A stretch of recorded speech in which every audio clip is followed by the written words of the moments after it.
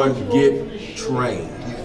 And when you get trained, and while you're getting trained, listen. Listening to your veterans goes a long way, a very long way, and learn as much as you can.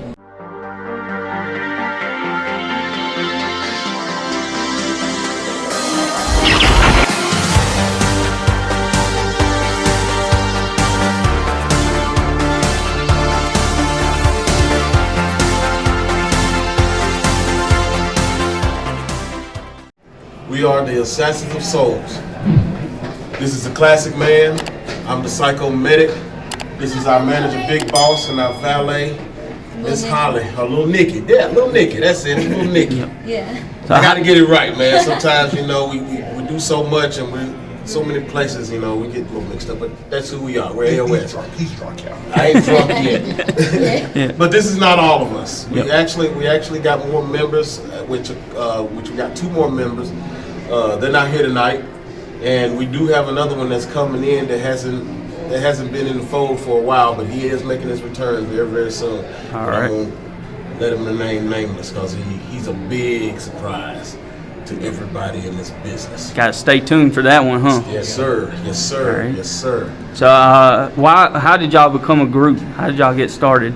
Well, actually, 7 years ago, me and another tag partner of mine, which he's retired now, founded the group. We were just sitting around talking and figured we, start up our own faction. And he was the one that named it A.O.S. So that's how it formed. And it was only 3 of us at first, which was me, our tag partner, his name is D'Angelo, and Classic Man here. So we were the first 3 original members of A.O.S. And it just pretty much expanded from there. All right. Now, how did you get started in the wrestling business? I got lucky. I have to say I got lucky. I got invited to a wrestling promotion called USWO that was in Madison, Tennessee. As a matter of fact, he's a legendary Tennessee wrestler by the name of Tony Falk, who was running that promotion. And I actually was at that particular show because I used to backyard with some guys, okay? And I was only 35 years old at the time. So I started pretty late. And I went and introduced myself to Tony, and told him who I was and that I was wrestling with the guys that he had put on the promotion. Asked him how could I be a part of it. So the man told me, he said, well, what are you doing this weekend? I said, I just got to work. What do you need? He said, come and see me Sunday afternoon after we get off from work, and we'll talk. So I come back Sunday. I was in a pair of scrubs, not this color. And as soon as I walked in, Tony saw me, and he looked at me, and the first thing came out of his mouth was Psycho Medic. And I kind of like, huh? And he looked at the valet at the time that was there by Lisa Faison. He said, isn't that a good name for him? And she said, yeah, I like it.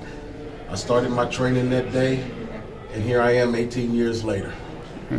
So Tony Falk was the guy that pretty much trained you for the most part? Tony had one of his guys on his roster to train me by the name of John Caesar.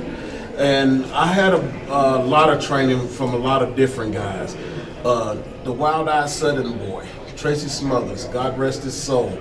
He had a very big hand in my training, as well as another guy who is a member of our group, who I'm going to leave nameless right now until he make his return. He had a hand in my training, and a lot of other people around the state of Tennessee had a lot of hand in my training. So, and I always say, I'm still learning. 18 years later, I'm still learning. You're always learning in this business. How about you, Classic Man? How'd you get started? Well, I got started about 8 years ago as a referee right here in Gallatin at the VFW Hall every Friday night. What's his name? Who was running the VFW? That was Mike Porter. Yeah, Mike Porter was running Main Event Wrestling at the time. So yeah, he gave me a shot. I never thought in a million years I'd be in the wrestling business, but I started out as a referee at first, and then met Psycho Medic here.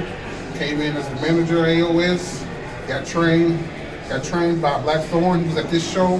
So now I've been wrestling. I've been refereeing for 4 years, and I've been wrestling for about 5 years now. So I owe a lot to them. I owe a lot, to the people that gave me a shot. People that helped me and taught me, how to do this business. And I've been doing it ever since. The rest is history. How about y'all?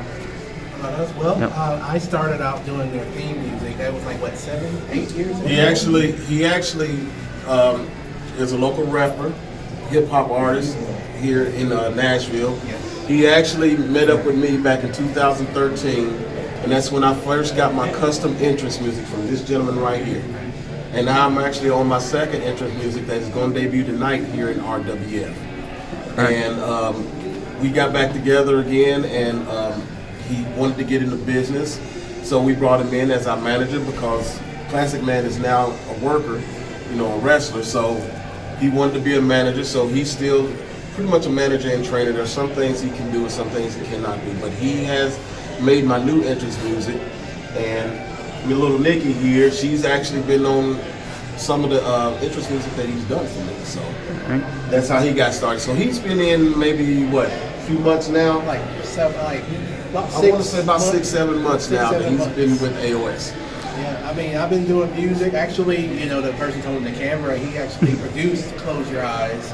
And that was a fun day when we produced that, and he produced that and we did the music. I mean, I've had a good time being a part of wrestling, blending hip hop with wrestling, and it's, the crowds are so electric here. It's about the same atmosphere, just a little different, just with more body slams and punches. That's it. If y'all had advice for someone that's trying to get into the wrestling business or someone who's just starting out, what would it be? Get your trainer. Good question. Get a trainer. Number one, get trained. Yes. And when you get trained, and while you're getting trained, listen. Listening to your veterans goes a long way, a very long way. And learn as much as you can. And perfect your craft. Whether you're a heel or a baby face, perfect your craft. Because that's the only way you're going to get over with those fans, if you're either or. And if you're going to be a professional wrestler, you need to dress as a professional wrestler. Have your gimmick. And get plenty of gear. And never give up. That's it. Never.